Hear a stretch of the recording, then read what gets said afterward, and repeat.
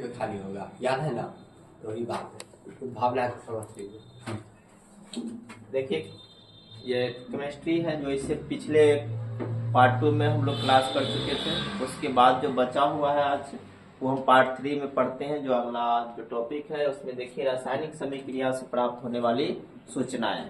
आज हम देखते हैं रासायनिक अभिक्रिया से हमें क्या क्या मतलब सूचनाएं मिलती है। इससे पहले जो हम लोग पढ़े थे रासायनिक अभिक्रिया को संतुलन और असंतुलित रासायनिक अभिक्रिया को संतुलित करने की विधि पढ़ाया गया था। अब ये जो पार्ट 3 जो हम बना रहे हैं इसमें आप देखिए कि रासायनिक समीकरण से हमें क्या क्या सूचनाएं मिलती है। इन सूचनाओं के बारे में हमें जानकारी प्राप्त करना है। सबसे पहला यहाँ लिखा गया है कि यह अभिकारकों एवं प्रतिफलों के संकेतों या सूत्रों की जानकारी देती है।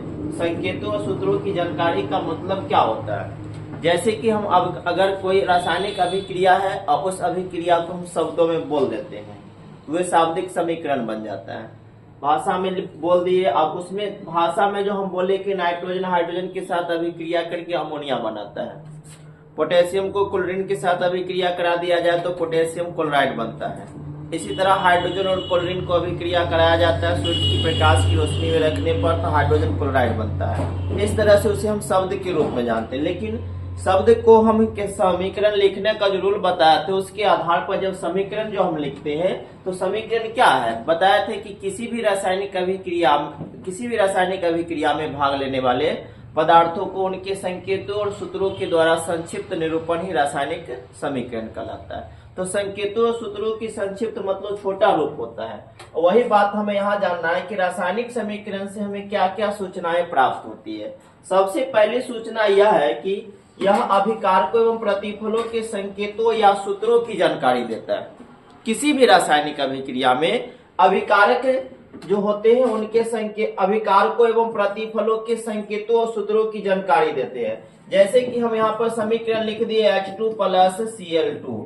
इस समीकरण में 2HCl बना, तो इधर वाला को हम बताए थे कि इसको पढ़ा जाता है अभिकारक। ये अभिकारक हो गया। इधर जो बना उसको पढ़ते हैं हम प्रतिफल। अब जब समीकरण जो लिखा गया इस समीकरण से हमें इस बात की जानकारी मिल जाती है कि अभिकारकों या प्रतिफलों में संकेतों और सूत्रों की जानकारी मिलता है कि अभिकारक हाइड्रोजन और क्लोरीन है और अब प्रतिफल हाइड्रोजन क्लोराइड है, इसकी जानकारी मिलती है। सबसे पहला है। दूसरा समझते हैं इसमें दूसरा क्या बताता है कि यह बताता है कि अभिकारकों में अभिक्रिया में कौन कौन से पदार्थ भाग ले रहे हैं और कौन कौन से पदार्थ का निर्माण होता है। तो जैसे समीकरण जो लिखा हुआ आपको दिख रहा है इस समीकरण को हम दूसरा समीकरण भी लिख सकते हैं। जैसे कि लिखे हैं 2H2 + O2 अभिक्रिया करके बनाया 2H2O, ये जल बना। इससे हमें क्या पता चला? यह बताता है समीकरण क्या कि अभिक्रिया में कौन कौन से पदार्थ भाग ले रहे हैं। तो देखिए अभिक्रिया में भाग लेने वाले पदार्थ क्या है? हाइड्रोजन है और ऑक्सीजन है। यह हाइड्रोजन और ऑक्सीजन जो है इस अभिक्रिया में भाग ले रहे हैं और अभिक्रिया के फलस्वरूप किन पदार्थों का निर्माण हुआ? तो यह 2H2O यानी जल का निर्माण होता है। यह जानकारी हमें किससे मिलता है? रासायनिक समीकरण से ही ये सूचनाएं हमें प्राप्त होती है। तीसरा देखते हैं, तीसरा सूचना क्या है इसमें? देखिए यह अभिक्रिया में भाग लेने वाले अभिकारकों के परमाणुओं की आपेक्षिक संख्याओं की जानकारी देता है कि किसी रासायनिक अभिक्रिया में जो है कि कोई भी परमाणु कोई भी अभिकारक के कितने परमाणु भाग लिए। कोई भी रासायनिक समीकरण में या रासायनिक अभिक्रिया में किसी भी अभिकारक के कितने परमाणु भाग लेते हैं इसकी जानकारी हमें समीकरण से ही प्राप्त होती है। जैसे इसमें देखते हैं अभिकारक है H2H2O, तो 2H2O में हाइड्रोजन के परमाणु पूछा था। परमाणु कितने हैं? 4 गो। अणु कितने हैं? 2 है। ऑक्सीजन की परमाणु की बात कहे तो 2 और अणु की बात कहे तो 1, तो 2:1 यहाँ पर मिल गया। तो हम कह सकते हैं हाइड्रोजन और ऑक्सीजन को 2:1 में मिश्रित किया जाता है तो हाइड्रोजन ऑक्सीजन परस्पर क्रिया करके जल बना लेते हैं। अब इससे हमें इस चीज की जानकारी मिल जाती है कि किसी रासायनिक अभिक्रिया में भाग लेने वाले अभिकारकों के परमाणुओं की आपेक्षिक संख्या कितनी है इसकी जानकारी हमें समीकरण से ही प्राप्त होती है। अगला देखते हैं यह अभिकारकों और प्रतिफलों के मोलों के अनुपात की जानकारी देती है। तो मोलों की अनुपात की क्या जानकारी देती है? जैसे यहाँ पर हम समीकरण N2 + 3H2 लिखा हुआ है और यहाँ लिखा है 2NH3। इसमें नाइट्रोजन के 1 अणु यानी नाइट्रोजन के 1 मोल है। और हाइड्रोजन के 3 मोल परस्पर क्रिया करके ये जो बना अमोनिया के 2 मोल प्राप्त होता है, यह हमें समीकरण से ही प्राप्त हो सकता है। भाषा में अगर अभिक्रिया हम बता दे, लिख दे, उससे हमें इस चीज की जानकारी नहीं मिल पाती है। अब आगे देखते हैं, अभिकारकों और प्रतिफलों की मोलों का अनुपात की जानकारी पूछा जाती है। दोनों की अनुपात क्या है? 1:3 में, यानी कि 1:3 में हाइड्रोजन और नाइट्रोजन और हाइड्रोजन को परस्पर क्रिया करा देते हैं तो यह बन जाता है अमोनिया। यह इनके अनुपात की जानकारी हमें समीकरण से ही प्राप्त हो सकती है। अब आगे चलते हैं। 5वां क्या है? देखिए, अभिकारकों और प्रतिफलों के द्रव्यमानों का अनुपात का पता चलता है। तो द्रव्यमानों का अनुपात कहने का मतलब समझिए, जैसे द्रव्यमानों का अनुपात यहाँ पर लिख दिए, N2 यानी नाइट्रोजन है और 3H2 लिखल है यानी कि हाइड्रोजन है, अभिक्रिया करके बनाया 2NH3। तो 2NH3 जो बना, इसमें इसके द्रव्यमानों का अनुपात का भी हम पता लगा सकते हैं। नाइट्रोजन का परमाणु भार लिख देंगे, 14 होता। हाइड्रोजन का परमाणु, तो नाइट्रोजन के कितने परमाणु है? 2, तो 28 हो गया इसका परमाणु द्रव्यमान। हाइड्रोजन के 3 दूनी 6 परमाणु, यानी इसका परमाणु द्रव्यमान 6 हो गया। इस तरह से जो बनने वाला प्रोडक्ट है उसका परमाणु द्रव्यमान ज्ञात कर दे तो नाइट्रोजन का 6 गो, नाइट्रोजन के 2 है तो नाइट्रोजन के परमाणु द्रव्यमान 2 है तो 14 दूनी 28, जोड़ हाइड्रोजन का 6 गो परमाणु है तो 28 6 हो गया, 28 और 6 24 हो गया। इधर भी देख दे 34 हो जाएगा ये, और इधर भी देख ले कि 28 और 6 34 परमाणुओं के सही द्रव्यमान का ज्ञात हो जाता है। समझ गए? इस तरह से उनके परमाणुओं के अनुपात की जानकारी हम प्राप्त कर सकते हैं कि किसी भी अभिकारकों और प्रतिफलों के द्रव्यमानों का अनुपात क्या है, किस अनुपात में वह संयोग करके नया प्रोडक्ट का निर्माण कर सकता है। इसकी भी जानकारी हमें समीकरण से प्राप्त होती है। अब आगे देखते हैं, यह गैसीय अभिकारकों और प्रतिफलों की आपेक्षिक आयतनों की जानकारी देता है। तो गैसीय अभिकारकों, कोई भी गैसीय जैसे नाइट्रोजन है तो आयतन की जानकारी देता है, तो ये आयतन संबंधी भी इसकी जानकारी हमें प्राप्त हो जाती है। ये सारी जानकारी हमें रासायनिक समीकरण से ही प्राप्त हो सकता है। अब इसे आगे देखते हैं। रासायनिक समीकरण से प्राप्त होने वाली सूचनाएं आपको समझ में आ गया होगा। अब अगला टॉपिक इसका क्या कहता है इसको देखिए। तो जैसे समीकरण आपको समझ में आया होगा,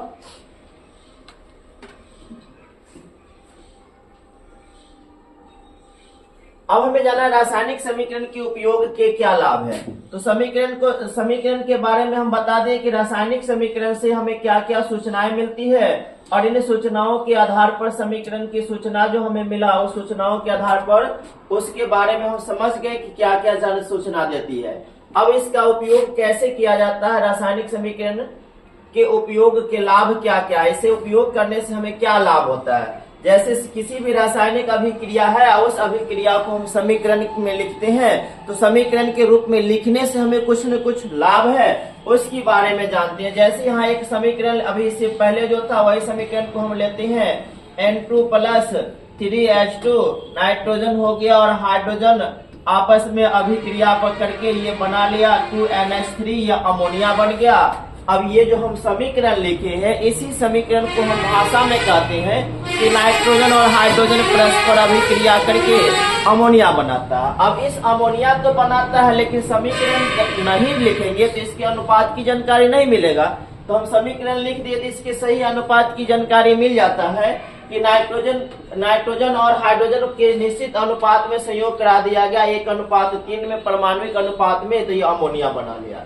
अब ये जो समीकरण से हमें क्या लाभ होता है, सबसे पहला देखिए किसी भी रासायनिक अभिक्रिया को समीकरण के रूप में निरूपण आसान होता है, समीकरण के रूप में लिखना आसान होता है।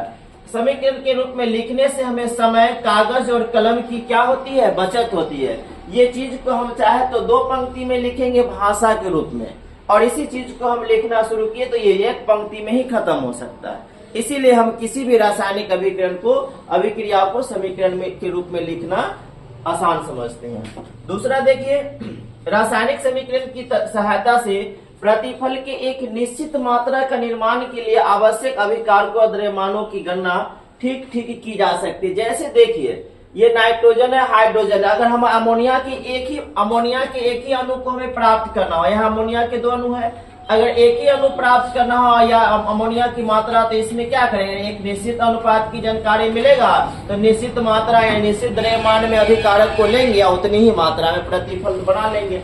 इससे हमें इसकी ठीक ठीक जानकारी भी मिल जाती है और उसे हम आसानी से बना भी सकते हैं। उसके बाद तीसरा कहता है संपूर्ण विश्व में रासायनिक समीकरण लिखने का लाभ यही है कि पूरे विश्व में एक ही प्रकार के संकेतों और सूत्रों का उपयोग होता है। इसलिए भाषा संबंधी जो हमें त्रुटि हो जाती है, हमारे स्थानीय भाषा हिंदी, कहीं इंग्लिश, कहीं मराठी, उस भाषा संबंधी जो हमें कठिनाई समस्या आती है, उस समस्या से हम बच जाते हैं जब समीकरण लिखा हुआ मिल जाएगा। तो समीकरण से ये भी लाभ होता है, समीकरण पूरे विश्व में एक ही प्रकार की कोई भी रासायनिक तत्व हो, किसी प्रकार के रासायनिक तत्व हो, सभी तत्वों का पूरे विश्व में एक ही प्रकार का संकेत होता है, उसका संकेत एक ही लिया जाता है।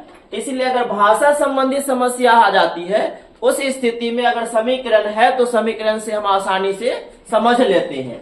अगर इसी भाषा को हम लिख दे, मराठी भाषा में अगर लिख दे, उर्दू में लिख दे, अरबी में लिख दे, फारसी में लिख दे, तो हमें वो उस चीज की जानकारी नहीं है, तो फिर हम इस भाषा को नहीं पढ़ पाएंगे। और उसी भाषा के बदला अगर समीकरण लिख दिया, चाहे वह मराठी का हो, अरबी का हो, इंग्लैंड का किसी भी कोने का कोई भी व्यक्ति हो, अगर वह इस के बारे में जानते हैं तो वह समीकरण देख करके ही अपनी भाषा को समझ सकते हैं। यही हमारे रासायनिक समीकरण से, रासायनिक समीकरण के लिखने या रासायनिक समीकरण के उपयोग का यह क्या हो गया, लाभ, इसको हम लोग कहते हैं। समझ गए, ये तीन चीज है। उपयोग का लाभ पहला समझ में आया, किसी भी रासायनिक अभिक्रिया को समीकरण के रूप में निरूपण करना आसान होता है। समीकरण के रूप में लिखने से समय, कागज कलम की बचत हो जाती है और कम समय में हम आसानी से उस चीज को व्यक्त कर देते हैं। रासायनिक समीकरण की सहायता से प्रतिफल की एक निश्चित मात्रा का निर्माण, जैसे हमें एक ही अणु बनाना है या एक निश्चित मात्रा में या द्रव्यमान का ही अनुपात बनाना है, तो जितनी मात्रा में बनाना है उसी के अकॉर्डिंग हम अभिकारकों को लेते हैं और उतना ही उसकी जानकारी को हम प्राप्त कर लेते हैं और वो बना देते हैं। संपूर्ण विश्व में कहता है मतलब पूरे विश्व में एक ही प्रकार के संकेतों और सूत्रों का उपयोग होता है। इसलिए समीकरण को किसी भी भाषा में लिखा हो अभिक्रिया, लेकिन समीकरण को हम देख करके समझ सकते हैं। ये इसका हमें लाभ मिल गया। देखते हैं इसे अगला। रासायनिक समीकरण की कुछ सीमाएं होती है। जैसे कोई भी रासायनिक समीकरण होती है उसकी एक निश्चित सीमाएं होती है। पहला है, इसमें रासायनिक समीकरण से अभिकारकों और प्रतिफलों की भौतिक अवस्था की जानकारी नहीं हो पाती है। कोई भी रासायनिक समीकरण जो हम लिखते हैं उसमें हमें ये नहीं पता चलता है कि कोई तत्व क्या है, उसकी भौतिक अवस्थाएं क्या होगी, बनने वाला प्रोडक्ट की अवस्था क्या होगी।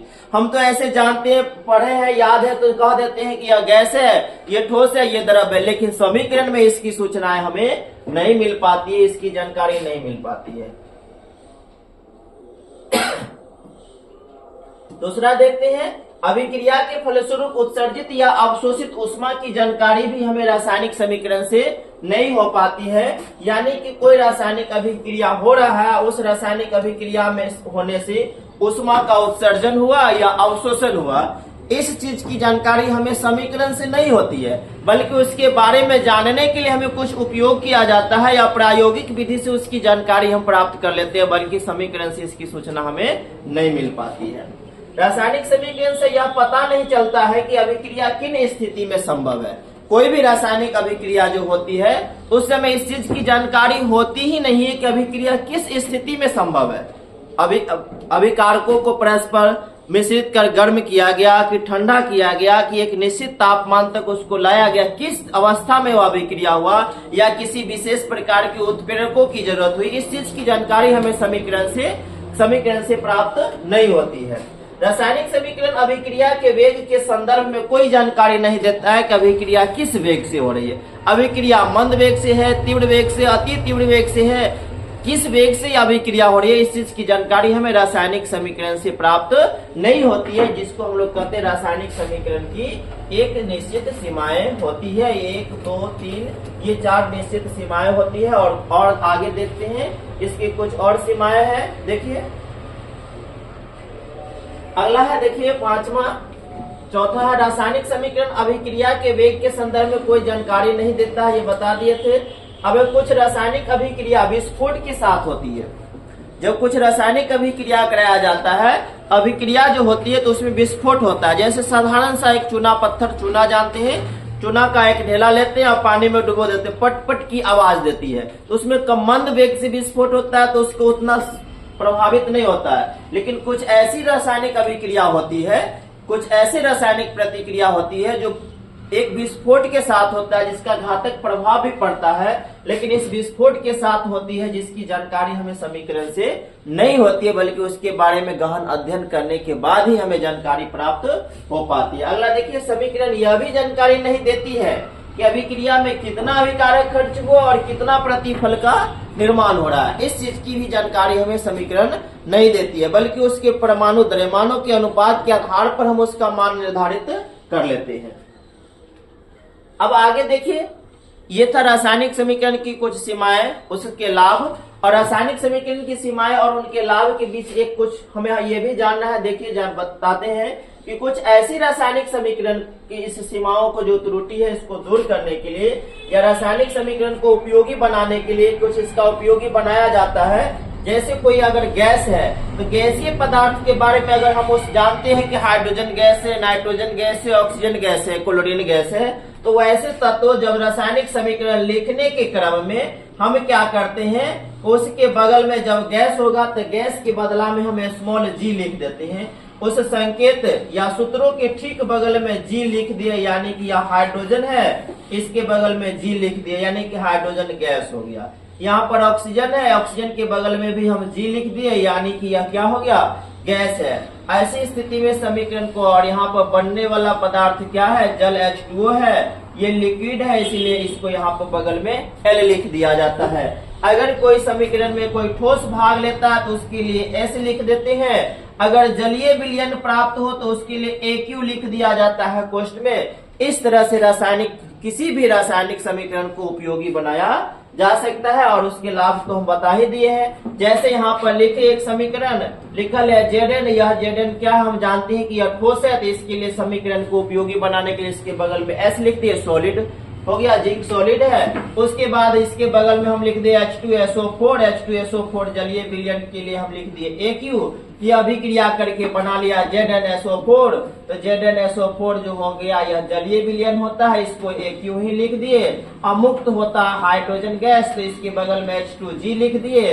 इससे हम रासायनिक समीकरण को उपयोगी बनाया जा सकता है। इस प्रकार से हम व्यक्त करके हम ये पता कर सकते हैं या समीकरण में दर्शा सकते हैं कि यह पदार्थ जो भाग लिया यह क्या है, S लिखा हुआ है तो ठोस है, AQ लिखा हुआ है तो जलीय विलयन है, और G लिखा हुआ है तो गैस है। अगर कहीं L लिखल है तो वह लिक्विड होता है। इस तरह से हम समीकरण को उपयोगी बना सकते हैं।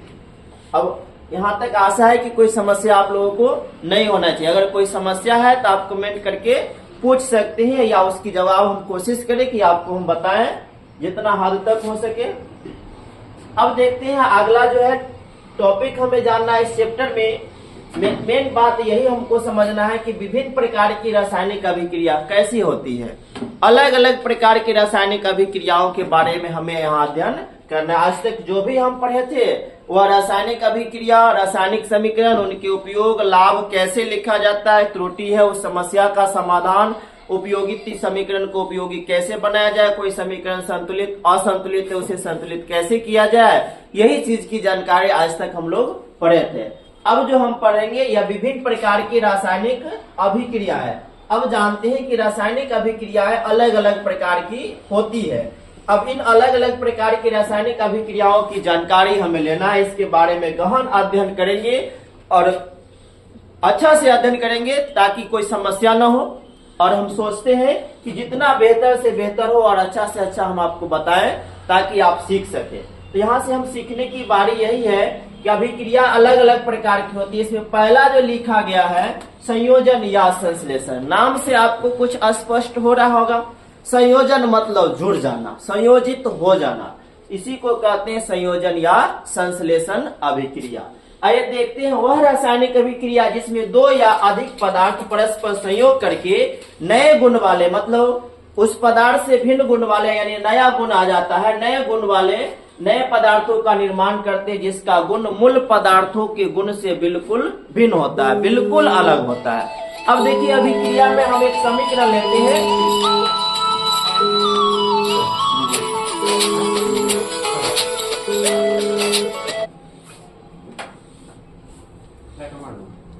देखिए वह रासायनिक अभिक्रिया जिसमें दो या अधिक पदार्थ परस्पर संयोग करके नए पदार्थ का निर्माण करते हैं जिनका गुण मूल पदार्थों के गुण से बिल्कुल भिन्न होते हैं, संयोजन या संश्लेषण अभिक्रिया कहलाती है।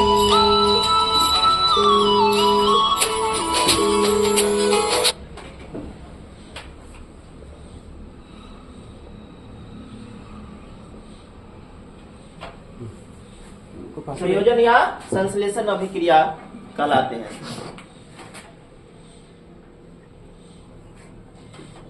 देखिए जैसे संयोजन या संश्लेषण में लेते हैं, देखिए संयोजन स्पष्ट है कि संयोजित हो जाना, लिखा गया है दो या अधिक पदार्थ परस्पर संयोग करके नए पदार्थ का निर्माण करते हैं जिनका गुण मूल पदार्थों के गुण से बिल्कुल भिन्न होते हैं, उसे संयोजन या संश्लेषण अभिक्रिया कहते हैं। लीजिए इस एग्जाम्पल के तौर पर देखिए यहाँ पर लिखल है तत्व तत्वों के बीच संयोजन हो सकता है, तत्व यौगिक के बीच संयोजन हो सकता है, यौगिक यौगिक के बीच भी संयोजन अभिक्रियाएं हो सकती है।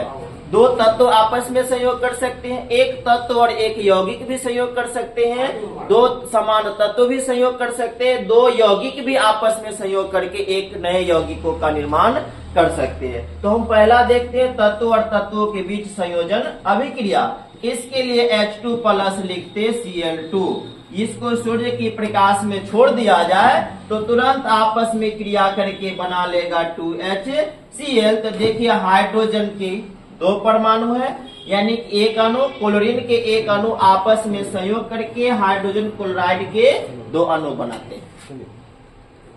इस तरह से इस समीकरण में समझ गए कि संयोजन या संश्लेषण होता क्या है। दूसरा समीकरण लिखते हैं, जैसे लिखे नाइट्रोजन और हाइड्रोजन के बीच संयोग होता है, तो नाइट्रोजन और हाइड्रोजन आपस में संयोग करके ये बनाते हैं, नाइट्रोजन और हाइड्रोजन आपस में संयोग कर लिए, संयोग करके बनाते हैं अमोनिया, 2NH3 लिख दिए, यह अमोनिया। यह भी एक प्रकार का संयोजन अभिक्रिया कहलाएगा। क्या कहलाएगा? संयोजन या संश्लेषण अभिक्रिया।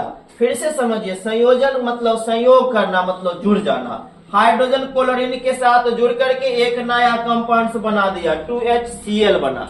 2HCl हाइड्रोजन क्लोराइड है। अगर आपसे पूछ दे कि हाइड्रोजन क्लोराइड किस तरह से तैयार किया जाता है, हाइड्रोजन और क्लोरीन परमाणु परस्पर संयोजन अभिक्रिया करके हाइड्रोजन क्लोराइड बना ले। इस तरह की रासायनिक अभिक्रिया को हम लोग कहते हैं संयोजन या संश्लेषण अभिक्रिया। यहाँ किनके बीच संयोजन होता है? तत्व और तत्वों के बीच संयोजन अभिक्रिया हुआ है। इसी तरह तत्व और तत्वों के बीच अन्य संयोजन अभिक्रिया को भी हम समझ सकते हैं। जैसे यहाँ पर लिखते हैं, हम लिख देते हैं नाइट्रोजन और हाइड्रोजन या सल्फर है, सल्फर को ऑक्सीजन की उपस्थिति में जला देंगे, ये सल्फर डाइऑक्साइड बन गया, ये सल्फर डाइऑक्साइड संयोजन अभिक्रिया हो गया। उसी तरह कार्बन है, कार्बन को ऑक्सीजन की उपस्थिति में जला देंगे, कार्बन डाइऑक्साइड है, ये भी संयोग कर रहा है, इसीलिए ये भी संयोजन अभिक्रिया हो जाएगा। इस तरह से तत्व और तत्वों के बीच अनेकों प्रकार की संयोजन अभिक्रियाएं हो सकती है। अब देखिए संयोजन अभिक्रिया जो हो गया, ये तत्व और तत्वों के बीच समझ गए। अब देखते हैं, जैसे यहाँ लिखल है कार्बन और ऑक्सीजन के बीच संयोजन होने पर कार्बन डाइऑक्साइड बनता है, कार्बन और ऑक्सीजन परस्पर अभिक्रिया करके बना कार्बन डाइऑक्साइड। ये हो गया C+O2, इसको लिखते हैं CO2।